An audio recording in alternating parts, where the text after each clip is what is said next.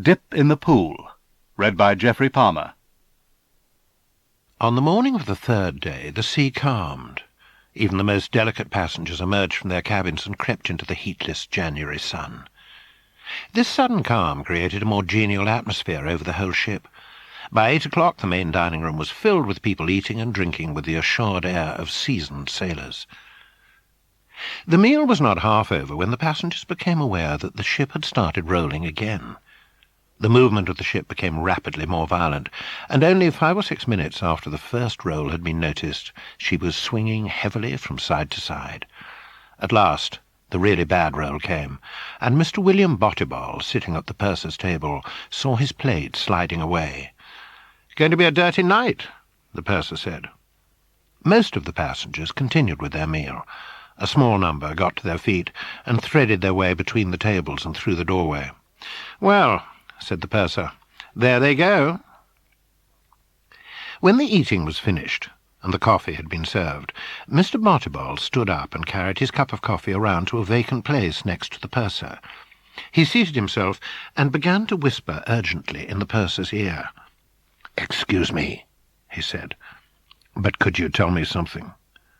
The purser bent forward to listen. "What's the trouble, Mr. Botibol?" "Will the captain already have made his estimate on the day's run? You know, for the auction pool. I mean, before it began to get rough like this." The purser smiled and leaned back in his seat. "I should say so, yes," he answered.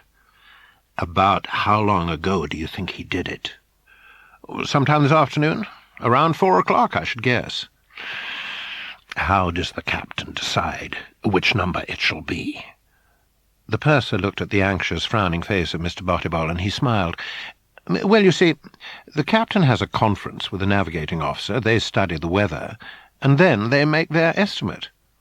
Mr. Botibol nodded, pondering this answer for a moment. Then he said, "Do you think the captain knew there was bad weather coming today?" "I really couldn't tell you, Mr. Botibol."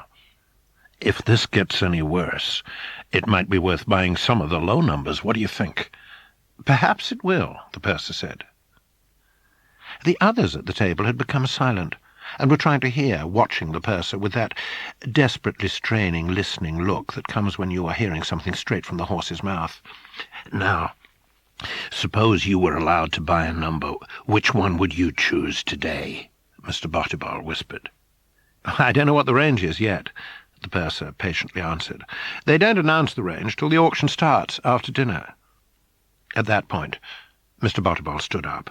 "Excuse me," he said, and he walked carefully away over the swaying floor. "The sun deck, please," he said to the elevator man. The wind caught him full in the face as he stepped out onto the deck. He grabbed hold of the rail and stood looking out over the sea. "Pretty bad out there, wasn't it, sir?" the elevator man said on the way down. Mr. Botibol was combing his hair back into place. "Do you think we've slackened speed on account of the weather?" he asked. "Oh, yes, sir. We slackened off considerable since this started." Down in the smoking room, people were already gathering for the auction. Mr. Botibol took a chair close to the auctioneer's table. The pool would probably be around $7,000. That was what it had been the last 2 days. Being a British ship, they did it in pounds, but he liked to do his thinking in his own currency. $7,000 was plenty of money. He would get them to pay him in $100 bills, and he would take it ashore, and right away he would buy a Lincoln convertible. He would drive it home just for the pleasure of seeing Ethel's face. "Hello, Ethel, honey," he would say. "I just thought I'd get you a little present."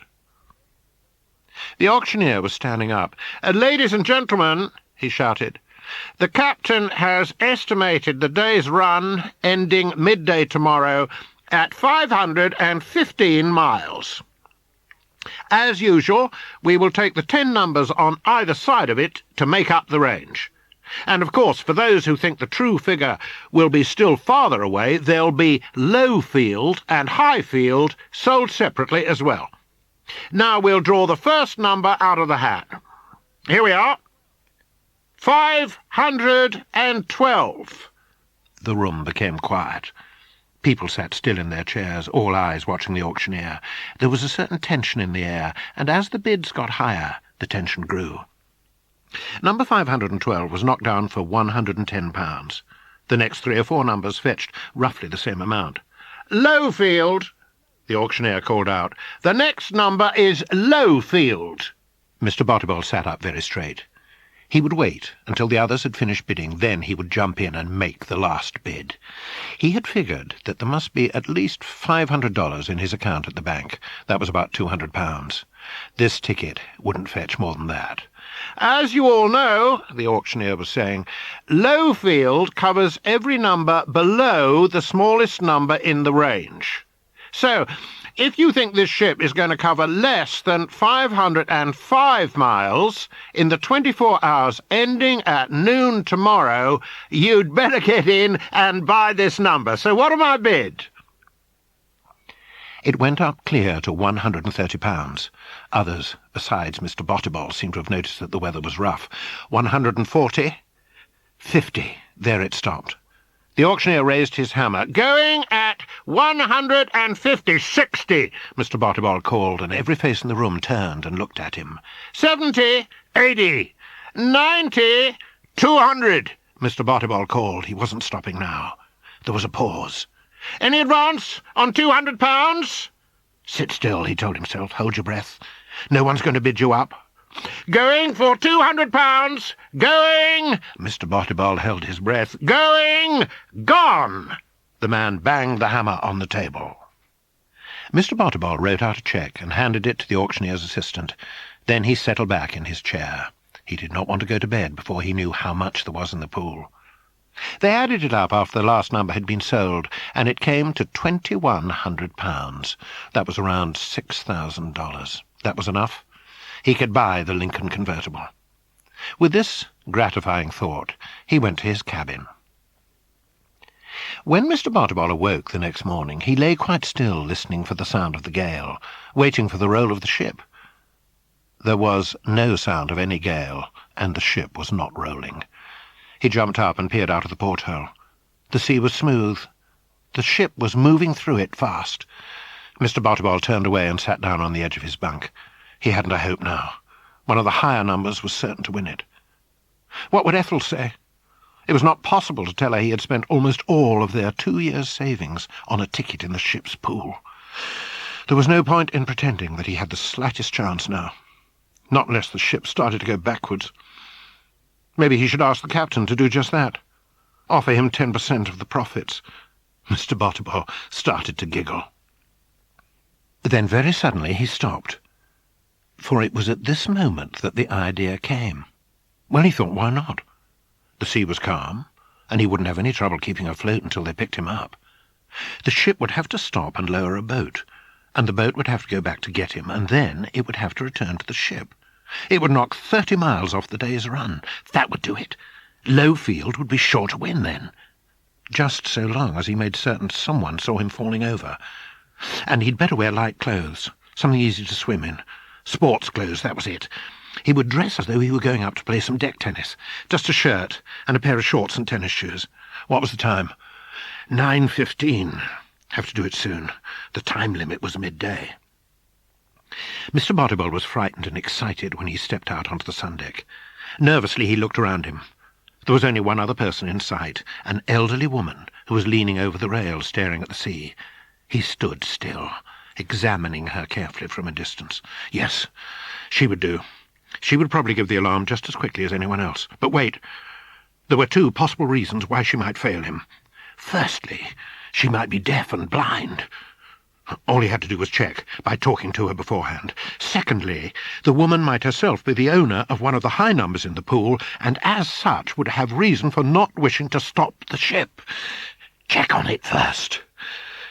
Then, provided that the woman appeared to be a pleasant human being, the thing was a cinch, and he could leap overboard with a light heart. Mr. Bottiboll advanced casually towards the woman and took up a position beside her, leaning on the rail. "Hello," he said. She turned and smiled at him. "Hello," she answered. Check. Mr. Bottleball told himself, on the first question. "Tell me," he said, "what did you think of the auction last night?" "Auction?" she said, frowning. "What auction?" Mr. Bottleball smiled at her and began to edge away. "Got to go and get my exercise now," he said. "It was nice seeing you." He retreated about 10 paces, and the woman let him go without looking around. Everything was now in order.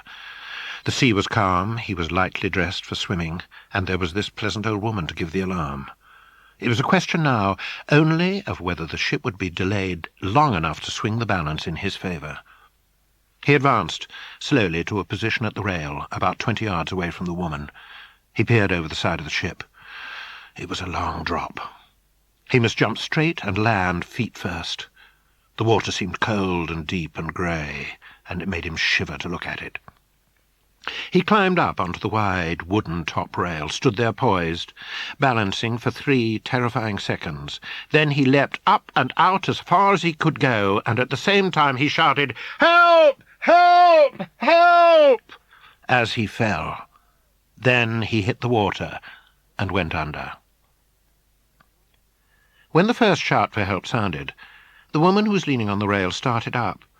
She looked around quickly and saw this man dressed in white shorts and tennis shoes, shouting as he went. For a moment she looked as though she weren't quite sure what she ought to do. She drew back a pace from the rail and swung half around, and for this brief moment she remained motionless, undecided. Then, almost at once, she seemed to relax, and she leaned forward over the rail. Soon a tiny round black head appeared in the foam, an arm raised above it, vigorously waving, and a small faraway voice was heard calling something. The woman leaned still farther over the rail, trying to keep the little bobbing black speck in sight, but soon it was such a long way away that she couldn't even be sure it was there at all. After a while, another woman came out on deck. She spotted the first woman and walked over to her. "So there you are," she said. "I've been searching all over for you." "It's very odd," the first woman said. "A man dived overboard just now with his clothes on." "Nonsense." "Oh, yes. He said he wanted to get some exercise, and he dived in, and he didn't even bother to take his clothes off." "You better come down now," the woman said. "And don't you ever go walking about on deck alone like this again. You know quite well you're meant to wait for me." "Yes, Maggie," the old woman answered, and allowed herself to be led away across the deck. "Such a nice man," she said. "He waved to me."